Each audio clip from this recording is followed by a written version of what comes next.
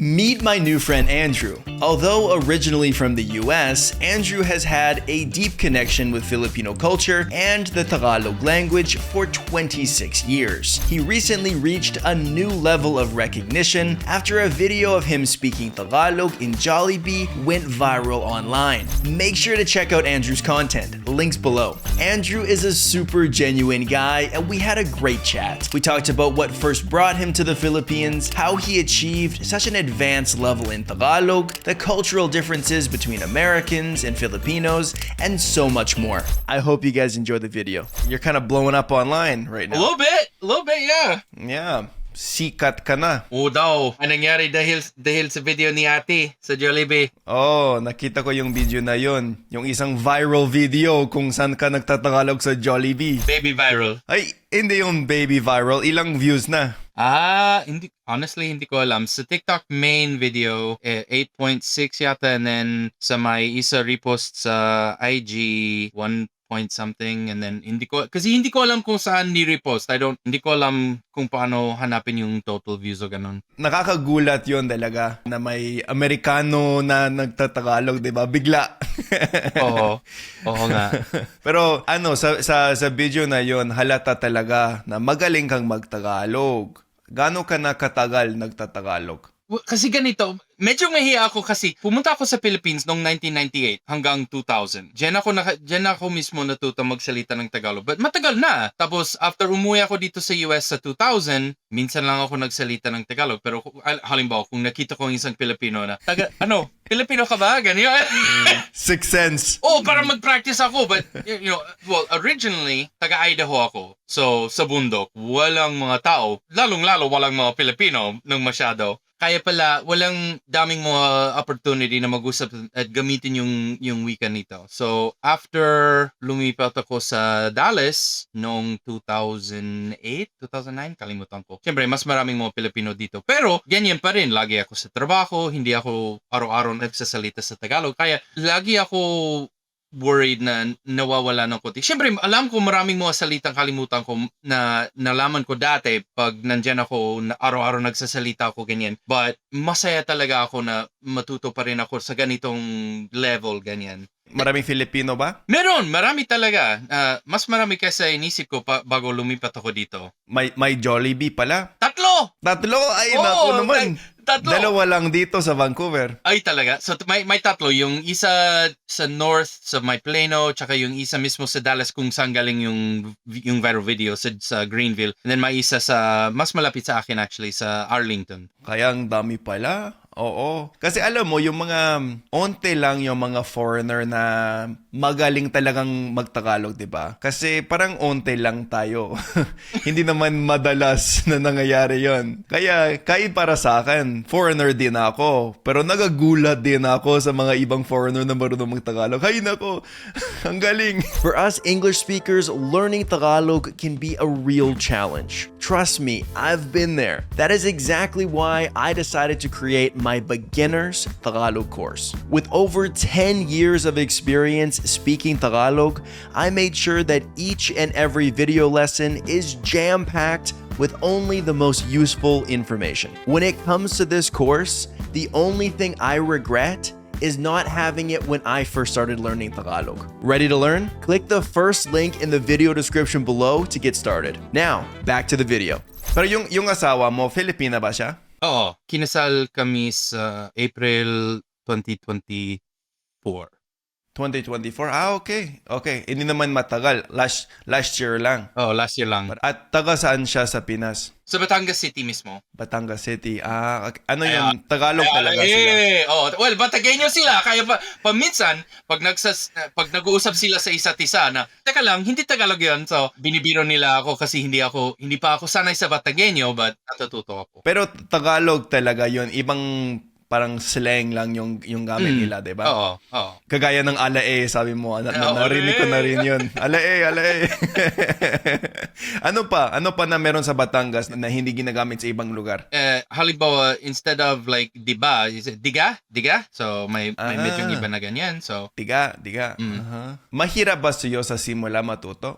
Oo, sa umpisa mahirap talaga. Sabi ko sa anak kong babae kahapon o yung day before, I wish talaga na dati may mga cellphone video na katulad ngayon kasi para makita nila na sa beginning ganyan din ako. Marunong ako mag-Tagalog, ganyan. So, tapos yung syempre yung sa isip, it's iba talaga kasi pag sa umpisa na, when natututo ng bagong wika, you're trying to translate directly, right? So, halimbawa, kung sabi, one thing I remember was tinatry namin na mahanap yung bago kasi again before walang masyadong Google ganon, so we were using books, like that's how old I am, we had to open books, but like halimbawa we wanted to say ocean or whatever, so we'd be like, okay, well it's salty water, so tubig na asin, and then but no, it's dagat, so it's completely iba.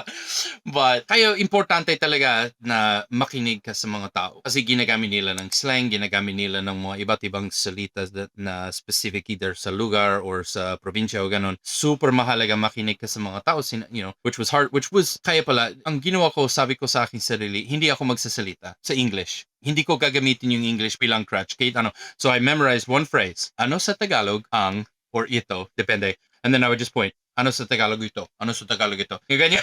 And then and that's all I would say for like 3 months. Ano sa Tagalog ito? And then I would just point. And then pag sinabi nila sa akin yung salita, paulit-ulit na mga 10 o 20 beses para check sa ulo ko, sa isip ko, and then isa-substitute ko yun sa mga sinasabi ko. So, and then syempre broken talaga ang sinasabi ko kasi I was only using, so basa, aklat na, and then I point, and then they're like, oh, sige.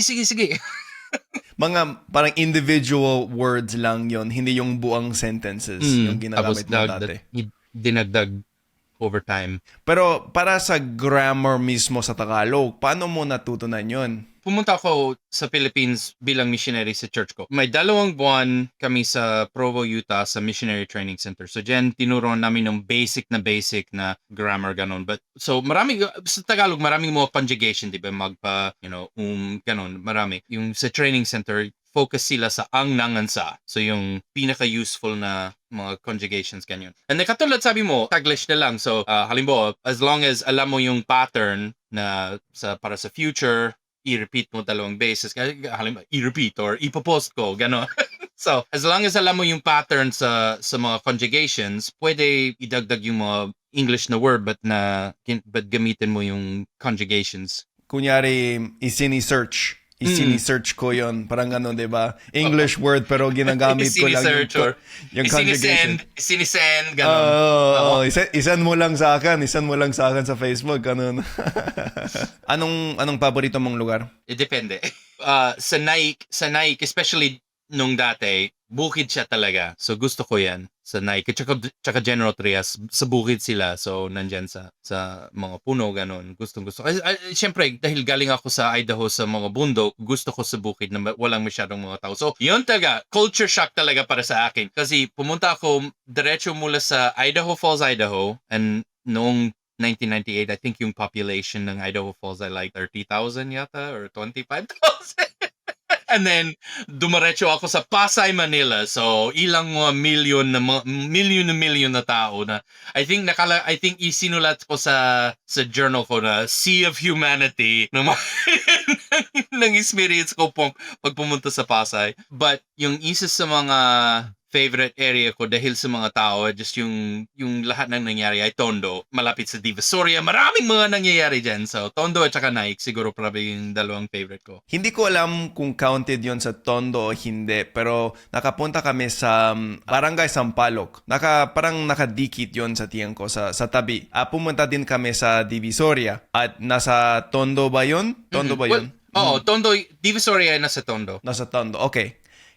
Okay. Kaya nakapunta pala ako sa Tondo. At parang authentic talaga yung buhay doon, 'di ba? Simpleng buhay lang, maraming tao, maraming nangyayari, saway-saway, at parang culture shock din 'yon.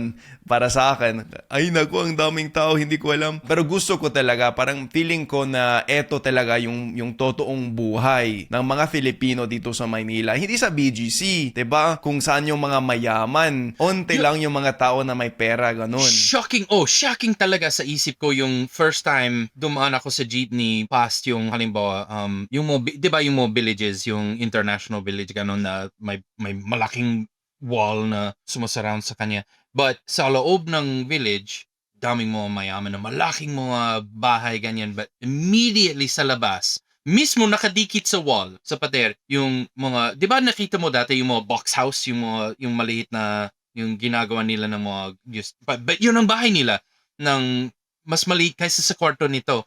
So, may stack ng mga box house. Immediately nakadikit sa labas ng yung pinakamayaman na nakita ko sa buong buhay. So, shocking talaga yun sa akin. And then, halimbawa, sa tabi ng mga river, ganon, yung mga ganyan, yung mga stack ng mga bahay na maliit. Pero, kahit sa paghihirap at walang pera sa buhay nila, laging ngumingiti sila. Laging masaya sila.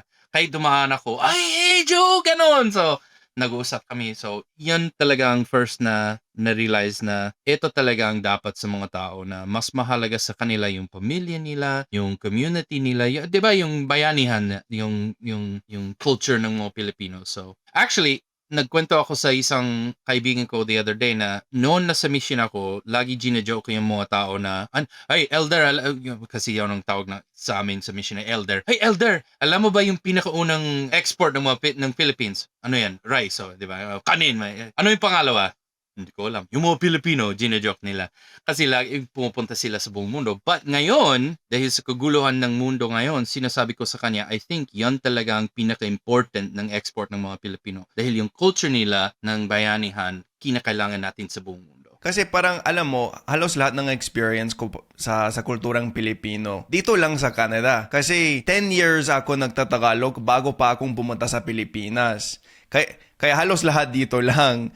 At marami akong natutunan tungkol sa Pilipinas kahit wala ko sa Pilipinas. Kasi ito nga yung sinasabi mo, na parang ina-export nila yung kultura nila dito o sa US o sa Saudi, sa Dubai, sa tingin mo sa comments ng mga video natin. Hey, hello from France, hello from Dubai, hello from kahit saan man sa mundo. May mga Alaska. Daming mga Pilipino sa Alaska sa mga fishing boat. Parang mahilig silang pag-usapan yung Pilipinas, 'di ba? Oy, taga Palawan ako, maganda talaga. Dapat pumunta ka doon para makita yung dagat, dapat matikman mo yung pagkain. At parang useful talaga 'yon para sa ibang tao na walang alam sa Pilipinas. Kasi noon nagsimula o noon nakilala ko yung mga kaibigan ko na Filipino dito, yung parang ng first time, wala kong alam sa Pilipinas. Hindi ko alam kung saan banda yung Pilipinas sa mundo, 'di ba? Parang medyo ignorant ako dati, pero natuto ako ng marami dahil sa kanila. Kaya tama talaga yung sinasabi mo. Parang tour guides. Tour guides sa abroad. And then also, pag sabihin nila sa atin yung, ay, punta ka sa Philippines, yung second thing na sasabihin nila, duman ka sa bahay ko, kakain tayo, di ba? Yan. So, very, very friendly talaga. Tsaka sa tingin ko, iba talaga yung kulturang Pilipino kaysa sa kulturang Amerikano. Anong pagkakaiba na nakakita mo? Well, halimbawa, katulad nag-usap tayo ngayon, yung friendliness, yung openness. Bakita natin mismo yung friendliness sa culture nila ng chismos, yung marites, di ba, na hindi yung pass by lang, hey, what's up, guys. But talagang gusto nila mag-usap, mag-chat tungkol sa buhay nila, ganon. But yung dahilan kung I think yung parte ng dahilan sa dyan ay dahil sa mas slow yung buhay nila dyan. Pinood ko ng video ng, I think, taga-Japan siya, and then lumipat siya sa Philippines. Yan din ang karanasan niya. Sabi niya, sa Japan, super bilis yung buhay. Do this. And then pumunta siya dyan and sabi niya, hindi, I should slow down. Mas masaya kung napansin ko sa mga sunset, sa mga the sunset sa dagat. I think yung pinaka magandang parte ng culture ng Pilipinas is that they slow down. Enjoy sila sa buhay nila. Kahit ano else ang mangyayari sa kanila, may baha, may mga tulad ngayon, may mga volcano, may mga baha, may earthquake, yung mga bagyo, ganon. Bukas na lang, masaya. Ano pa ang gagawin natin? So bakit i-focus ng mga tao sa mga masasama instead of buhay pa rin tayo? Kumain tayo, mag-usap tayo. Parang yung pinaka-importante sa buhay, 'di ba? Ito yung pinakamahalaga, yung parang yung oras na meron tayo dito makasama, 'di ba? Pero mahirap 'yun para sa atin maintindihan sa Canada, sa US, sa tingin ko kasi parang privilege talaga tayo. Maraming bagay, maraming pera, maraming pakakataon, 'di ba? Pero nagrereklamo pa rin tayo. Sa Pilipinas, kahit unti lang yung meron, okay lang, tambay lang, Oo. walang problema, 'di ba? Oo. Yun ang isang bagay after umuwi ako sa 2000. Kung narinig ko yung mga Amerikano sinasabing, ay, poor ako. Saan? Parang nagalit ako. Hindi mo alam kung ano ibig sabihin ng poor. May pera ka, may bahay ka, may pagkain ka, wala kang problema na ganyan. Kahit na unti, meron. Anong reaction ng mga Pilipino sa iyo pag nagtatagalog ka? Katulad sa video, almost always. Diba? Ay, teka lang. So, nagulat sila talaga. Paulit-ulit yung mga tanong nila. Yung gusto bakit, nilang bakit malaman. marunong? May asawa ka bang Pilipina? Pero ngayon, sasabihin ko, may asawa na akong Pilipina. Ganon. Yeah, nagulat sila talaga lagi. Napansin ko rin yon dito sa Canada. Kahit anong kamusta o salamat, yung sabi ko, nagagulat ka agad sila. Ay naku, ang galing mo talaga. Paano ka natuto? At minsan ayaw nilang maniwala, 'di ba? Ay, natuto lang ako, may jowang Pinay ako dati. Oh, pero yung nanay mo, Pilipina siya, 'di ba? Hindi. Tingnan mo ako. Wala akong lahing Pinoy, di ba? Noong nasa mission ako, lagi nagtatanong yung mga bata, di ba? Kasi tumatakbo sila sa karsada, ganun. So, naglalaro sila sa labas. So, lagi, ay, paano marunong mag-Tagalog? Sabi ko, sige na, kasi ganito. Yung tatay ko, Amerikano. At saka yung nanay ko, tapos immediately iniisip nila na sasabihin ko na nanay ko ay Pilipina. Pero ang tatay ko, Amerikano, at yung nanay ko, Amerikana, kaya kalahati ng puso ko ay Pilipino. Sabi nila, paano ba yan? Ay, gusto ko yun. Dapat, gamitin ko rin yun sa mga Pilipino dito.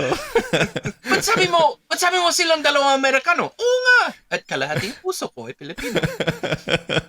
Sabi mo na mahilig ka rin sa pagkain na Filipino. May paborito ka ba? Lahat. Depende sa season, I guess. Dahil lumaki ako sa bundok, sa may 4 seasons, ganun, may malamig, ganun. Syempre, I have a soup season. So gusto ko yung sinigang, yung tinola, ganun, yung mga ganyan sa panahon na yan. But gusto ko curry, kare-kare, afritada. Masarap ang afritada. Gusto ko lahat. Siyempre, pancit, adobo, yung usual. But hindi ako talaga hinahanap ng mga malalim ng mga local special na pagkain. Kasi yung pancit tsaka yung adobo, again, part of the culture. Yung kung may fiesta, kung may birthday, kung may baptism, ganun. Pancit. Everywhere pancit. Na I love it. Pero marunong ka rin magluto ng pagkain na Filipino? Oo. So nagluluto ka rin sa bahay? Oo, nagluluto din ako. Pag may oras, lagi ako sa trabaho. So kung may oras, pagluluto ako. At paano ka natuto? Actually, yung oldest brother ko, before, professional chef siya. So, pag nagsimula ako sa college, ganyan yung time frame immediately after gumraduate ako sa high school, yun ang kind of yung panahon kung kailan nagsimula siya sa professional cooking, ganon. So, lagi nag-uusap kami, nagturo siya sa akin yung mga tinuturuan niya sa klase, ganun. And then, of course, ginamit ko para i-impress ko yung mga babae sa dating, ganun dati. Oh, look at this, I can cook, ganun. Papansin. And then, syempre, after pumunta ako sa Philippines, gusto ko yung pagkain ito. Idagdag ko ito sa parang yung toolbox ng cooking ko. But sa umpisa ng learning to cook, siyempre, sumunod ako sa mga nagluluto ng kuya ko. So, Italian food, tsaka yung mga French cooking, gano'n. Diyan siya nagsimula sa mga ganyan pagkain. Sa kulturang Pilipino, anong paborito mo na napapansin mo? Yung bayanihan talaga. So, yung focus sa family. Kasi galing ako sa malaking family. 7 kami magkapatid. So, ganyan ako lumaki. So, actually, lumaki ako sa mismo family culture na similar sa mga Pilipino that focus sa family. At maraming ginagawa ng family activities, yung game nights, gano'n. So, pag pumunta ako sa Philippines, nakita ko din na masaya sila na maglaro sa family activities, gano'n. So, yan. Yan talagang, I think, favorite ng bagay tungkol sa Filipino cultures. Yung family focus at saka yung laid back. Para sa kanila, mahalaga talaga yung pamilya. At syempre, mahalaga yung mga pamilya sa ibang bansa, pero iba lang, 'di ba? Parang mas close-knit yata yung pamilyang Pilipino. As in, parang makasama silang palagi, 'di ba? Sabay-sabay ng lahat ng ginagawa nila at ina-appreciate ko rin 'yon sa kanila. Kasi parang special 'yon. May respeto sila sa mga matanda. May respect sila sa experience ng buhay nila. Kahit sa wika, 'di ba? Mas magalang. Opo, opo ate, ate kuya, bless, mano po, tito, tita. Parang sa mga salita na ginagamit nila, gusto nilang parang maging malaking magalang. respeto sa mga matanda. Isang nakakatawa na bagay na nirealize ko na sa buong buhay ko na mula bumalik ako sa Philippines, may isang parte ng culture nila na hindi nawala sa akin, and I get chuckles all the time here because malaking tao ako. But sa Philippines, bastos talaga kung dumaan ka sa gitna ng mga tao na nag-usap, 'di ba? You don't cut through people talking. So, you 'di ba, you cut through, right? You bow through. Now, imagine mo ako, 6'2", malaking tao ako, yung mga 5 foot Filipino. I'm trying to bow all the way down. But ginagawa ko yun pa rin dito kahit sa US. Like, and then people are like, what are you doing? I'm like, bastos yan. May isa pang segment na ginagawa ko na kung saan may parang rapid fire questions. Sige. So mga simpleng tanong lang at pwede mong sagutin kaagad. Ano sa palagay mo? Okay lang? Oh, syempre. Okay, sige. Handa ka na? Handa na. Adobo o sinigang? Sinigang. Pansit o lumpia? Pansit. Jollibee o McDonald's? McDo? Jollibee. Madali yun. Sorry. Siyempre, pinanood ko yung video na yon. Nasa Jollibee ka, ha? Jollibee! Pinangsaya! Boracay o Palawan? Palawan. Jeepney or trike? Tingin mo ako sa trike. Hindi ka siya. Ako lang mag-isa kasya. Jeepney. City o probinsya? Probinsya. Madali yun. Karaoke o basketball? Karaoke! Mahilig ka sa karaoke? Mahilig ako sa karaoke. Halo-halo o leche flan? Leche. Beach or bundok? Bundok. Kasi taga-Idaho ka, di ba? Taga-Idaho Mahilig ako, ka sa bundok. Rainy season or summer? Tag-init. Tag-init. Aha, okay. Sa akin din. ABS-CBN or GMA? GMA. Eat Bulaga or It's Showtime? Bulaga. US or Philippines? Philippines! Okay, yun lang. Maraming salamat, ha. Walang ano man.